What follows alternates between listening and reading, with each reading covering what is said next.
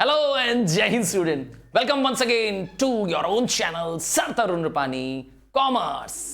हाँ, ये dedicated channel है कॉमर्स स्टूडेंट्स के लिए और आप में से बहुत सारे मेगा स्टार्स, हाँ मेगा स्टार्स मेरे क्लास 12th के कॉमर्स स्टूडेंट्स हैं और उन्होंने कहा था सर ये गवर्नमेंट बजट क्या है, थोड़ा सा इसको इलेबोरेट करिए। तो आइए एक सुपर फास्ट वीडियो देखते हैं गवर्नमेंट बजट पर। जी आप हैं तैयार, मैं हूं तैयार, तो चलिए स्टार्ट करते हैं गवर्नमेंट बजट। वैसे बजट तो आप और मैं हमेशा बना रहे हैं, हाँ आपकी मम्मी भी बजट बना रही है। आपकी मम्मी घर के जो खर्चे हैं उसका एक बजट बनाती है, मंथली बजट बनाती है। आप जब किसी प्रोग्राम में जाते हैं, आपको अपनी बर्थडे पार्टी सेलिब्रेट करनी है, सच बताओ एक बजट बनाते हो कि नहीं कि कितने बजट में फ्रेंड्स को बाहर से खाना खिला के आएंगे, है कि नहीं है? तो बजट आप और मैं हमेशा बना रहे हैं, बट मेरे और आपके बजट को, प्राइवेट बजट को एक अलग नज़र से देखा जाता है, क्योंकि हम बजट किसी फिक्स टाइम फ्रेम के लिए बनाते हैं और हमारा बजट में पहले हम कमाई के बारे में सोचते हैं कि कहाँ से हमारे पास पैसे आएंगे और फिर हम खर्चे जो करते हैं वो भी उस कमाई के अंदर करना चाहते हैं। जबकि हमारा टॉपिक है गवर्नमेंट बजट, वो बजट जो गवर्नमेंट बना रही है और गवर्नमेंट हमसे ठीक उल्टा करती है। गवर्नमेंट के जो एस्टिमेटेड एक्सपेंडिचर होते हैं पहले वो सोचती है, फिर सोचती है सरकार कि क्या से हम रेवेन्यू जनरेट करेंगे। सरकार ठीक उल्टा करती है। और गवर्नमेंट का पर्पस क्या है? वेलफेयर।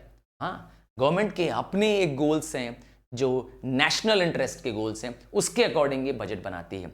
और हमारे देश में, हमारे देश में अगर हम बात करें सेंट्रल गवर्नमेंट की, तो उनका जो एनुअल फाइनेंशियल स्टेटमेंट है वही है उनका बजट। हाँ, जब बजट की बात करेंगे तो याद करेंगे फाइनेंस मिनिस्टर को, हमारे देश की फाइनेंस मिनिस्टर। हाँ, आप हैं मेरे साथ? यस। तो बताइए कि देश की फाइनेंस मिनिस्टर कौन है, क्योंकि यही फाइनेंस मिनिस्टर ही देश का बजट पार्लियामेंट में पेश करता है, प्रेजेंट करता है और इसे पास कराता है। आपको बताना है। जी, मैं जानता हूं आपको हमारी फाइनेंस मिनिस्टर का नाम मालूम है, और मालूम है तो प्लीज कमेंट बॉक्स में बताने से एकदम मत झिझकिएगा। हाँ प्लीज डू नॉट हेजिटेट, मैं आपके हर एक कमेंट पे रिप्लाई देना, लाइक करना जरूर चाहूंगा। तो चलते हैं इस टॉपिक पर।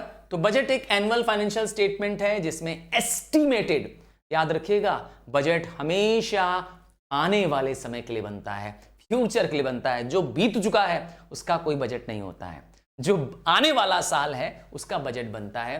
तो ये एस्टिमेटेड रिसिप्ट्स होते हैं और प्रपोज्ड एक्सपेंडिचर होते हैं।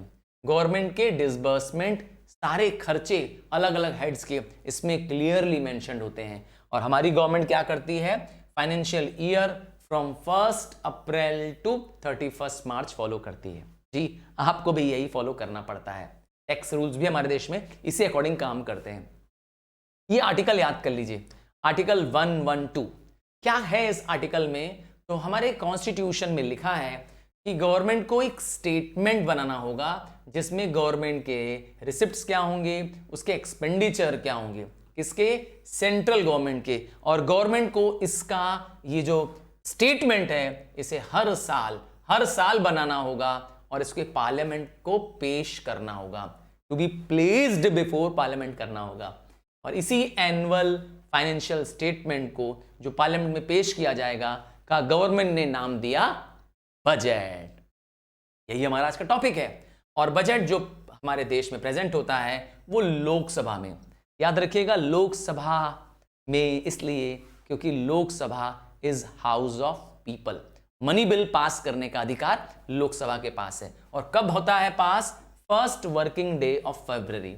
हाँ, पहले ये फरवरी के एंड में पास होता था, आजकल ये फर्स्ट डे, हाँ पहली तारीख फरवरी को ये पास हो जाता है। इन केस ये कोई और दिन करना होगा तो वो प्रेसिडेंट डिसाइड करेगा। अब आता है कि ये बजट बनता ही क्यों है भाई? इसका कोई फायदा है, कोई इंपॉर्टेंस है, कोई सिग्निफिकेंस है, कोई नीड है? हाँ भाई, बजट सरकार के प्लान्ड अप्रोच को बताता है। सरकार के पास आजकल बहुत सारे ऐसे काम हैं जो वेलफेयर स्टेट के रूप में, अर्थात सरकार को वेलबींग के लिए लोगों के बहुत सारे खर्चे करने होते हैं। तो इसलिए सरकार को उन सब के लिए प्लानिंग करनी पड़ती है। इसका मतलब है सरकार की एक तरह की प्लान्ड तरीके से एक्टिविटीज बताता है ये बजट। सरकार के पास फंड्स कहां से आएंगे, सरकार कहां से पैसा लाएगी, रिसोर्सेज लाएगी अपनी उस एक्टिविटीज को पूरा करने के लिए, ये सब कुछ उस बजट में होता है, पहले से ही बजट में होता है। और क्या होता है, बजट एक इंटीग्रेटेड तरीका है फाइनेंशियल ऑपरेशंस को पूरा करने का। ये फाइनेंशियल ऑपरेशंस क्या आते हैं, फिस्कल ऑपरेशंस क्या आते हैं, फिस्कल मतलब बजटरी ऑपरेशंस। अब इसके अंदर क्या क्या आता है, इसके अंदर न सिर्फ टैक्स का काम, बोरोइंग से रिलेटेड काम, एक्सपेंडिचर से रिलेटेड काम या और फिस्कल मेजर्स, ये सारे काम सरकार एक साथ एक जगह पे बनाती है, नाम है बजट। इन सारे नेचर के कामों को, इन सारे डिसीजंस को सरकार एक जगह पुट करती है, नाम है इसका बजट।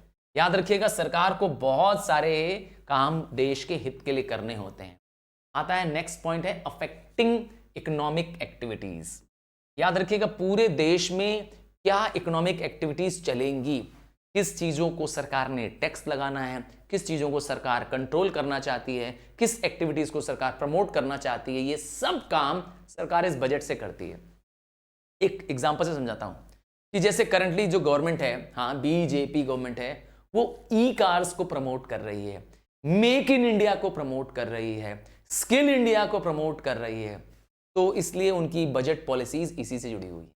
वो ऐसी पॉलिसीज ही बनाती हैं जिससे क्या हो, बजट में इन कामों को बढ़ावा मिले। हाँ आजकल ई ट्रेंड, ई बाइक्स और ई कार्स बड़े ट्रेंड में हैं। क्या आपके पास भी है? हाँ यस या नो से मुझे बता सकते हैं। तो इकोनॉमिक एक्टिविटीज को सरकार इसी के हिसाब से कर रही है। देश में इकोनॉमी किस दिशा में काम करेगी, क्योंकि सरकार के पास टैक्स और सब्सिडी नाम के दो पावरफुल वेपन्स हैं। टैक्स लगा करके किसी काम को सरकार रोक सकती है, चेक कर सकती है। हाँ अगर सरकार को लगता है किसी एक्टिविटीज को रोकना है, चेक करना है, महंगा करना है, बस उसका टैक्स इंक्रीज कर दो, अपने आप उसका काम, उस बिजनेस का काम ठप।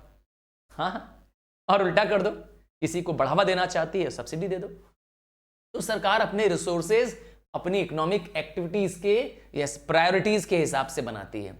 नेक्स्ट आता है इंस्ट्रूमेंट ऑफ इकोनॉमिक पॉलिसी।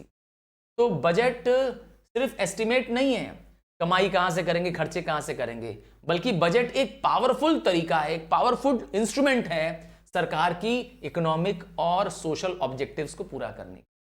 मैंने बताया हमारी गवर्नमेंट का ऑब्जेक्टिव है import substitution, export promotion.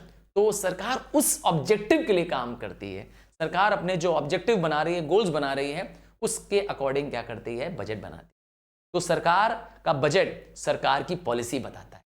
Next होता है index of the government functioning. चलिए मैं आपसे पूछता हूं कि कैसे पता करें कि मोदी गवर्नमेंट, हाँ जो करंटली गवर्नमेंट है वो बहुत अच्छा काम कर रही है।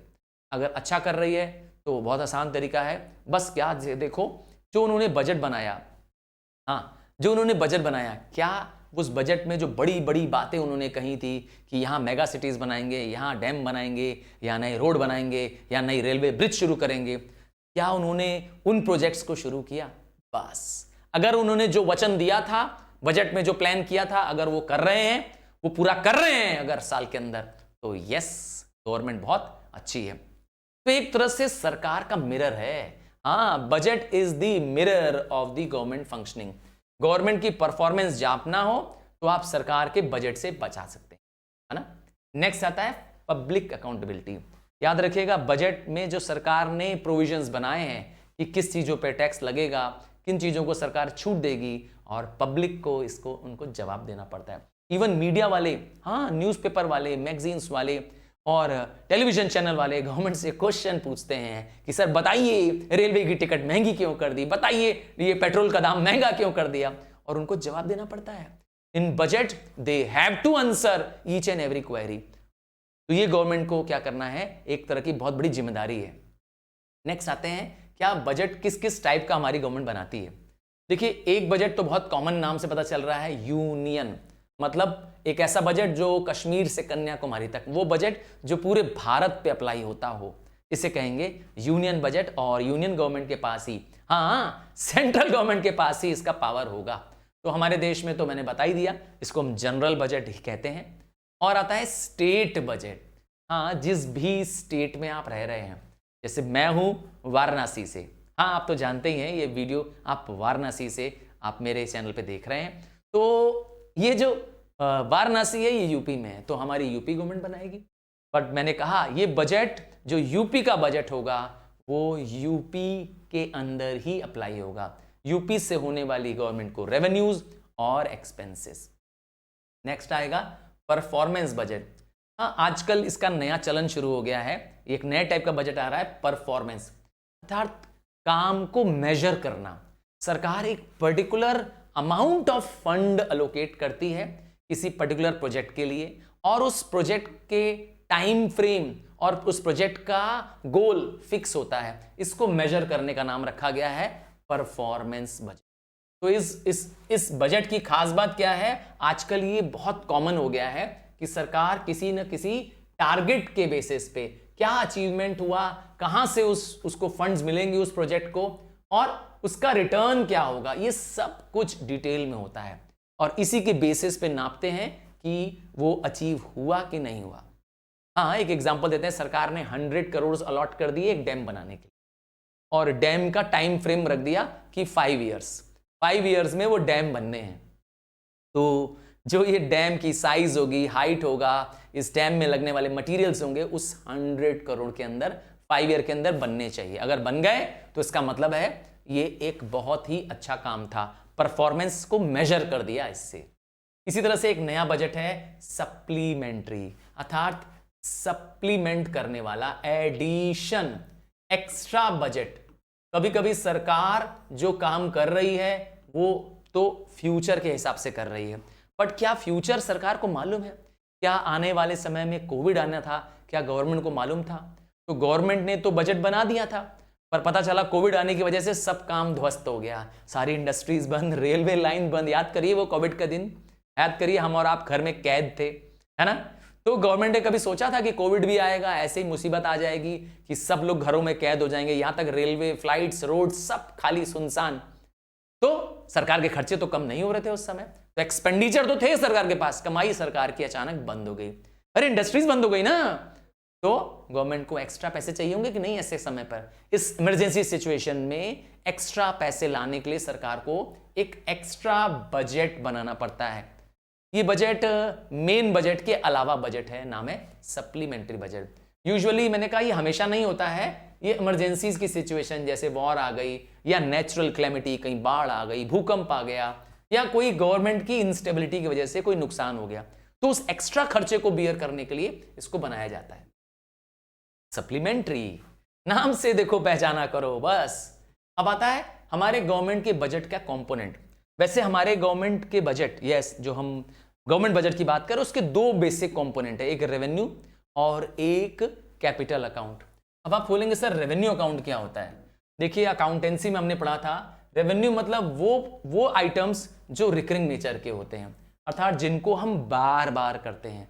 जैसे आपने सैलरी बार बार देनी है, इंटरेस्ट पेमेंट्स बार बार देना है, ठीक है? तो ये कैसे आइटम्स हैं? रिकरिंग बेसिस पे, रेगुलर बेसिस पे करना है, तो ये एक रेवेन्यू अकाउंट है।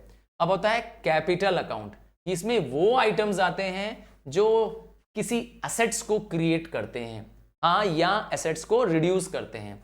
इसमें क्या होने वाला है? सरकार फॉर एग्जांपल क्या कर रही है? इंफ्रास्ट्रक्चर बना रही है, एक नया रोड बना रही है भाई, सिंपल भाषा में बोलें तो नया रोड, नई रेलवे ब्रिज बना रही है, तो ये एक असेट तैयार कर रही है। ये एक नॉन रिकरिंग और एक बड़े अमाउंट का एक्सपेंडिचर है, नाम है कैपिटल अकाउंट, ठीक है? तो कैपिटल और रेवेन्यू ये दो तरह के नेचर के बजट्स हो सकते हैं। आइए बजट को अगर हम डिवाइड करेंगे रेवेन्यू बजट में तो उसके अंदर क्या क्या आएगा? देखिए रेवेन्यू आइटम दो होंगे, रेवेन्यू खर्चे भी होंगे तो रेवेन्यू कमाई भी होगी। आइए हम देखते हैं रेवेन्यू बजट की बात करते हैं। इसमें गवर्नमेंट के रेवेन्यू की कमाई, जिसको हम कहेंगे रिसिप्ट्स, और रेवेन्यू के एक्सपेंडिचर होंगे। आइए सबसे पहले जानते हैं रेवेन्यू रिसिप्ट्स क्या होती है। वो सारे रिसिप्ट्स, वो पैसा जो रिसीव कर रही है गवर्नमेंट जो कि नॉन रिडीमेबल है, इसको गवर्नमेंट को रीपे नहीं करना होता है। क्या नहीं करना होता है? लौटाना नहीं होता है। ये पैसा सरकार को मिल गया, सरकार क्या है, इसके लिए कोई सरकार से एडिशनल बेनिफिट नहीं मांग सकता। they do not create a liability and they do not involve any reduction of the asset। तो न तो क्या हो रहा है, गवर्नमेंट का कोई असेट डिक्रीज हो रहा है और न तो कोई लायबिलिटी इंक्रीज हो रही है। दोनों ही मैंने कहा क्या हो रहा है, ये भी नहीं हो रहा है और ये भी नहीं हो रहा है। ठीक है, इन दोनों का चेंज नहीं हो रहा है। बैलेंस शीट में अगर बोलें तो आम भाषा में balance sheet of the government is not changing. ठीक है, इसलिए तो उसका नाम है रेवेन्यू। उसी तरह से है रेवेन्यू एक्सपेंडिचर। अब ये वो खर्चे हैं जो सरकार डे टू डे, ध्यान दीजिएगा, जो रेगुलर बेसिस पे सरकार क्या करती है, नॉर्मल फंक्शनिंग के लिए खर्चे करती है। जैसे मैंने कहा सरकार को इंटरेस्ट तो पेमेंट करना ही होगा, सरकार ने जो डेप्थ लिए हैं। मैंने कहा गवर्नमेंट के जो स्टाफ काम कर रहे हैं ऑफिसेस में, उनको रेगुलरली सैलरी पेमेंट करना होगा। तो अगेन ये भी क्या है, एक रेगुलर या एक रिकरिंग खर्चा है, हम इसे कहते हैं रेवेन्यू एक्सपेंडिचर। तो ये दोनों ही क्या है, रेवेन्यू बजट का पार्ट है। आइए अब कैपिटल बजट की बात करें। तो कैपिटल नेचर का मतलब जिसकी वजह से देश की असेट लायबिलिटी पोजीशन चेंज होने वाली है, इसीलिए इसको कहते हैं कैपिटल। अब आता है कैपिटल रिसिप्ट्स। सोचिए गवर्नमेंट को एक बहुत बड़ा अमाउंट मिल गया एक असेट बेचकर, तो ये वो रिसिप्ट है, पैसा रिसीव हो रहा है, ये वो रिसिप्ट है जिसकी वजह से या तो कोई लायबिलिटी देश में बढ़ रही है और या तो मैंने बताया कोई असेट्स देश का रिड्यूस हो रहा है। ये एरो नीचे क्या बता रहा है, अगेन डिक्रीज इन असेट बता रहा है।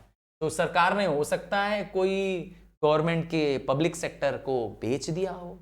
हाँ भाई, अभी रिसेंटली सरकार ने ऐसा किया है, LIC को का 3% सरकार ने बेच दिया है। हाँ, सिर्फ 3% बेचा है। तो गवर्नमेंट को एक बहुत बड़ा अमाउंट क्या मिल गया है, शेयर मार्केट से मिल गया है। तो गवर्नमेंट ऐसा कर सकती है, गवर्नमेंट के पास पावर है।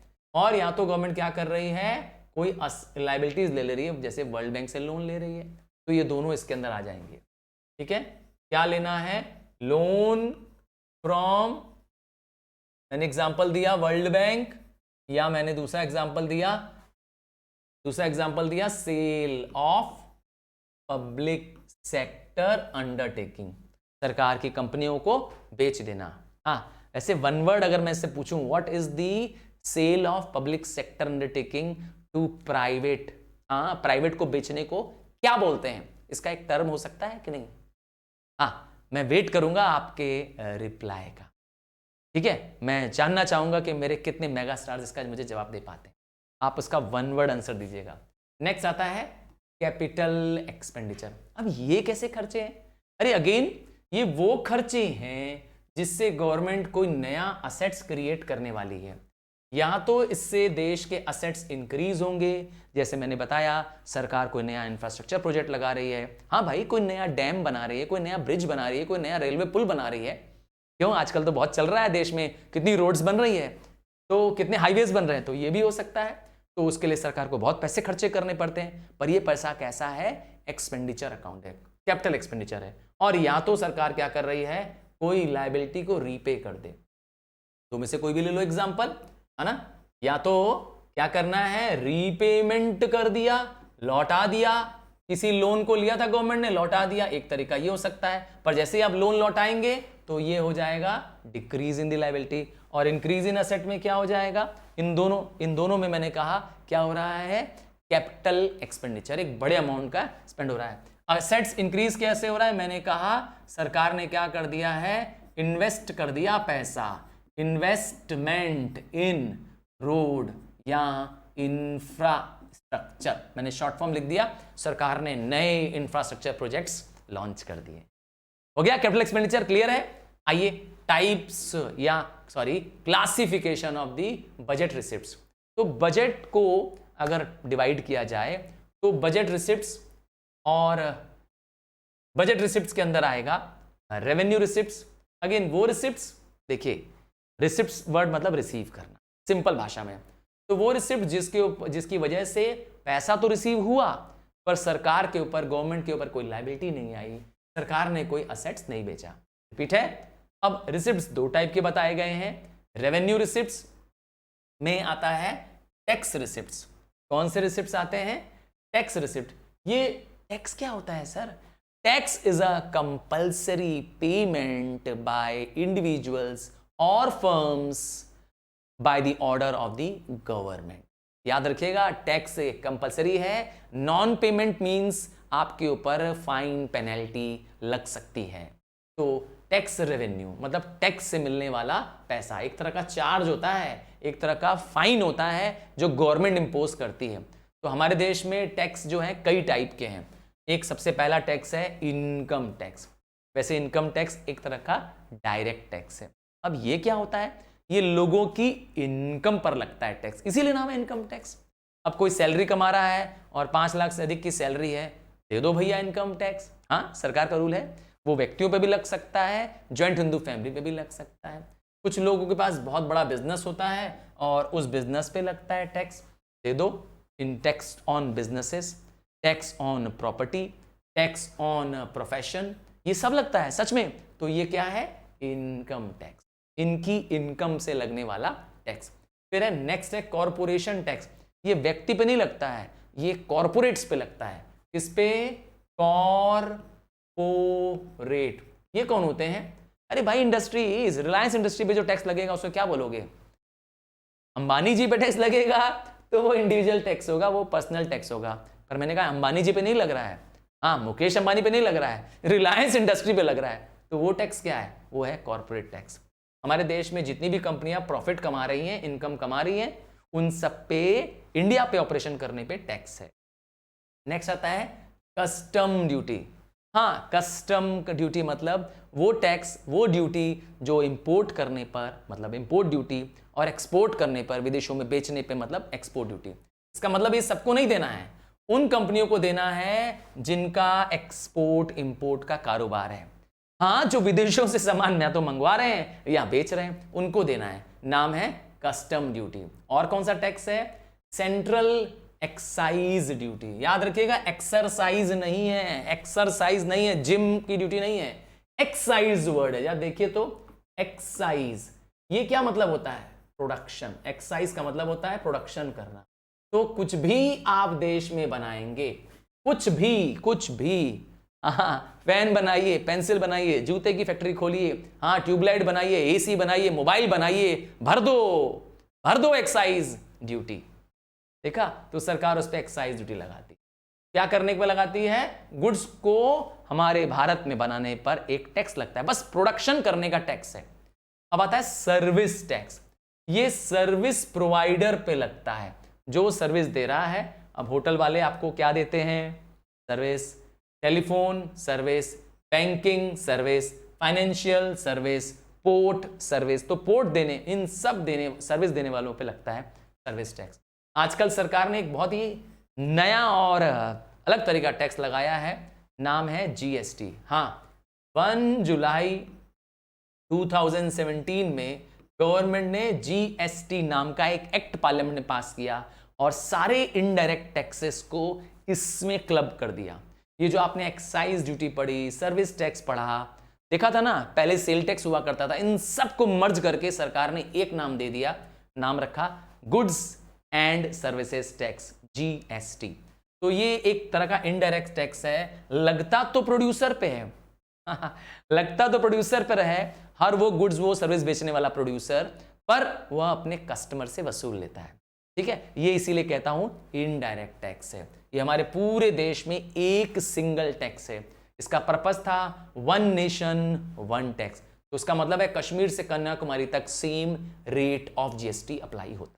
ऐसा नहीं है कि कोई चीज कश्मीर में का टैक्स अलग है और कन्याकुमारी का टैक्स अलग है, नहीं, सेम। इंटरेस्ट टैक्स, अब ये कैसा नया टैक्स है? इंटरेस्ट की इनकम पर आने वाला टैक्स। जो फर्म्स इंटरेस्ट कमाती हैं, ब्याज कमाती हैं, जैसे फाइनेंशियल इंस्टीट्यूशंस, आपने नाम सुना है, घर में पड़ा है सोना फिर काहे को रोना। हाँ, मुद्दूद फाइनेंस क्या करती है ये? अरे भाई, गोल्ड लोन देती है। तो आपसे ब्याज लेती है कि नहीं लेती है? हाँ, गोल्ड लोन पर आपसे ब्याज लेती है।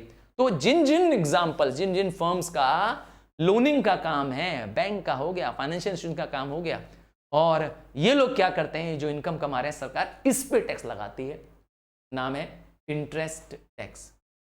चलिए, अभी तक हमने जितना देखा वो था टैक्स रिसिप्ट्स अब बारी आ रही है नॉन टैक्स रिसिप्ट। इसका मतलब है इस पर सरकार टैक्स तो नहीं लगा रही है, पर किसी न किसी रूप में सरकार इसमें सर्विस दे रही होती है, कोई आपको बेनिफिट प्रदान कर रही है, तभी आप ये पैसा सरकार को दे रहे हो। एग्जाम्पल दूं, आपका घर का रजिस्ट्री है, हाँ आपके जमीन की रजिस्ट्री है, आपको रजिस्ट्री डिपार्टमेंट में जाना पड़ेगा, एक रजिस्ट्री चार्ज देना पड़ेगा। अरे भाई तुम्हें लाइसेंस बनाना है अपनी गाड़ी का, हाँ ड्राइविंग लाइसेंस बनाना है, देना पड़ता है कि नहीं, लाइसेंस फीस। सिमिलरली गवर्नमेंट किसी चीज पे फाइन लगा देती है, किसी ने रूल ब्रेक किया है, सड़क का नियम तोड़ा है, हाँ आजकल तो चालान बहुत कट रहा है गाड़ियों का, क्या कहते हैं, है ना। तो ये सब सरकार के पास नॉन टैक्स रिसिप्ट्स हैं। आइए कुछ एग्जांपल दूं तो इंटरेस्ट रिसिप्ट्स, अगेन गवर्नमेंट को बहुत तरह की इंटरेस्ट इनकम्स आती है, क्योंकि गवर्नमेंट ने बहुत सारा लोन दे रखा है, गवर्नमेंट ने बहुत सारा लोन रेलवे को, पब्लिक सेक्टर कंपनियों को दे रखा है।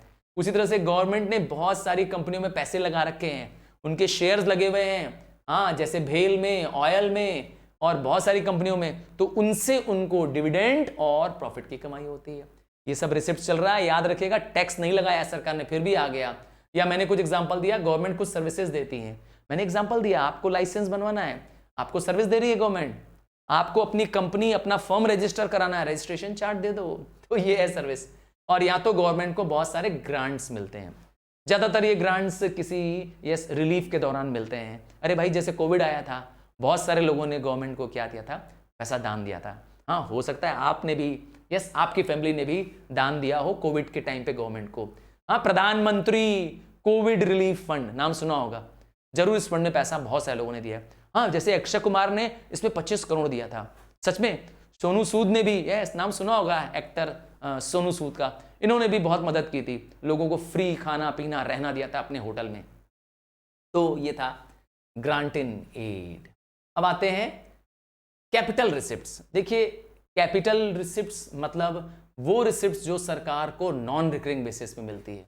इस रिसिप्ट्स की वजह से लायबिलिटीज या तो इंक्रीज हो जाएंगी और या तो असेट्स क्या हो जाएंगे, कम हो जाएंगे। अब इसके अंदर कुछ एग्जांपल, कैपिटल रिसिप्ट्स में एग्जांपल, सरकार ने क्या कर दिया है, जो लोन दिया था वो वापस ले लिया है।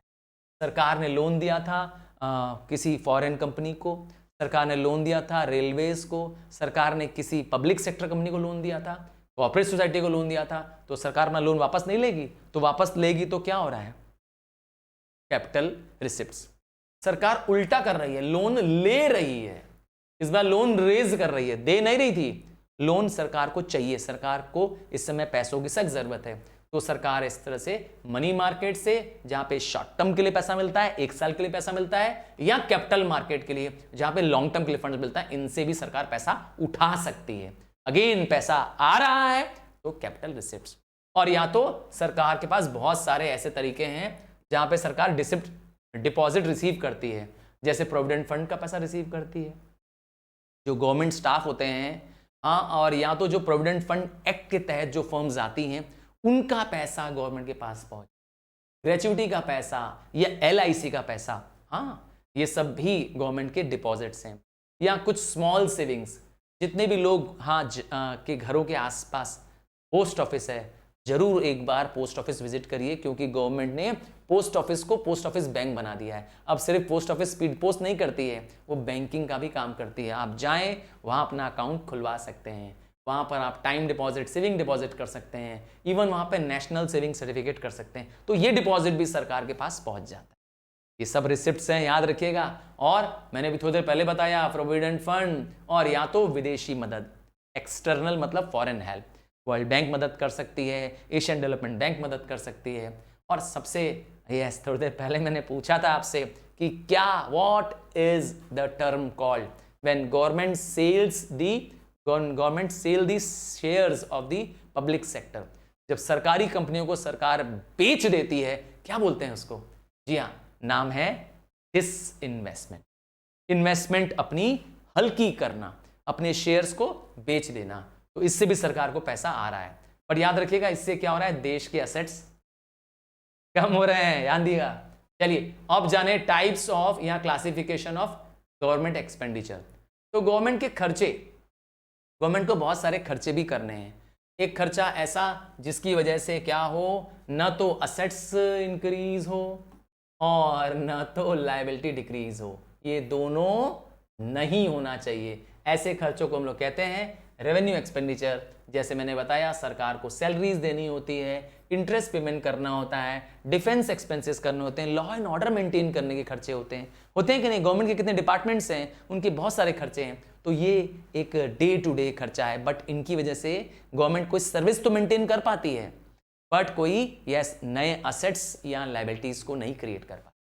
आइए कैपिटल एक्सपेंडिचर की बात करें तो इसका ठीक रिवर्सल होने वाला है। एक ऐसा एक्सपेंडिचर जिसकी वजह से असेट्स या तो इंक्रीज होने वाला है या देश की कोई लायबिलिटी कम होने वाली है। चलिए, आपने इसको फॉलो कर लिया। अब आता है डेवलपमेंट। नाम पे लिखा है, नाम पे उसका काम है डेवलपमेंट, तरक्की। तो कोई ऐसा खर्चा करे जिससे इकोनॉमिक या सोशल डेवलपमेंट हो जाए, देश में पर कैपिटा इनकम जिसकी वजह से इंक्रीज हो जाए, नेशनल इनकम जिसकी वजह से इंक्रीज हो जाए, ऐसे पैसे लगाना। इसको लगाने से सरकार की देश की per capita income, national income increase हो जाए, ऐसे खर्चों को कहेंगे हम डेवलपमेंट खर्चा। अब चाहे गवर्नमेंट स्कूल्स पे खर्चा करे, चाहे सरकार इंफ्रास्ट्रक्चर बनाने में खर्चा करे, नए हॉस्पिटल्स बनाए, तो ये खर्चे फर्दर इनकम इंक्रीज करने में मदद करते हैं।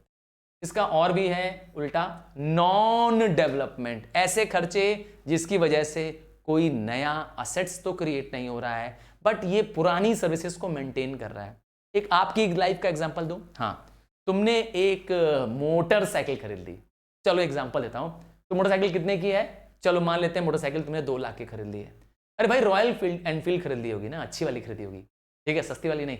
तो तुमने एक रॉयल एनफील्ड खरीद ली, ठीक है, कितने की है? मैंने कहा 2 लाख रुपए की है, अप्रोक्सीमेटली, थोड़ा ज्यादा भी आती है। तो रॉयल एनफील्ड ले ली तुमने, क्लासिक मॉडल ले लिया, ठीक है, पक्का। तो ये क्या है? एक असेट इंक्रीज, एक नई धक धक धक धक करने वाली मोटरसाइकिल तुम्हारे पास आ गई। क्या कहते हो? Asset increase.